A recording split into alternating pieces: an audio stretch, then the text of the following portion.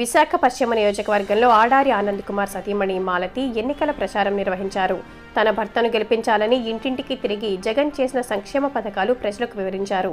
గత 18 నెలలుగా ఆడారి ఆనంద్ కుమార్ అనేక సేవా కార్యక్రమాలు చేపట్టారని తెలిపారు. ప్రతి గడపకు వెళితే జగన్మోహన్ రెడ్డి ప్రవేశపెట్టిన సంక్షేమ పథకాలు అందుతున్నాయన్నారు. వచ్చే ఎన్నికల్లో ఆడారి ఆనంద్ కుమార్ విజయం తథ్యమంటూ ధీమా వ్యక్తం చేశారు.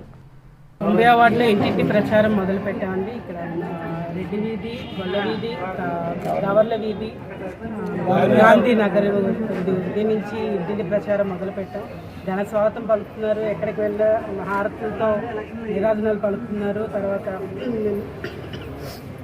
ప్రభుత్వం చేసిన మంచి కార్యక్రమాలన్నీ కూడా వాళ్ళు ఏమేమి వాళ్ళు లబ్ధి పొందారు అన్నీ కూడా వాళ్ళు నోటి ద్వారా వింటున్నామండి. చాలా ఆనందంగా ఉంది. అలాగే గత ప్రభుత్వంలో వాళ్ళు ఏమీ నష్టపోయారు అన్నది కూడా వివరిస్తున్నారు.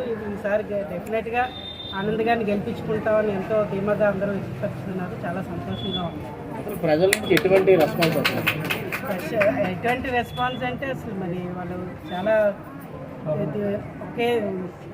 చాలా బాగా స్వాగతం పలుకుతూ మరి ఆయన కాకపోతే ఎవరిని ఆనంద్ గారిని కాకపోతే ఎవరిని గెలిపించుకుంటాం, అక్కడ జగన్ గారు గెలాలి, ఇక్కడ ఆనంద్ గారు గెలాలని వాళ్ళు ఎంతో ఆనందంగా వ్యక్తం చేస్తున్నారండి. అందరూ సపోర్ట్ చాలా బాగుంది.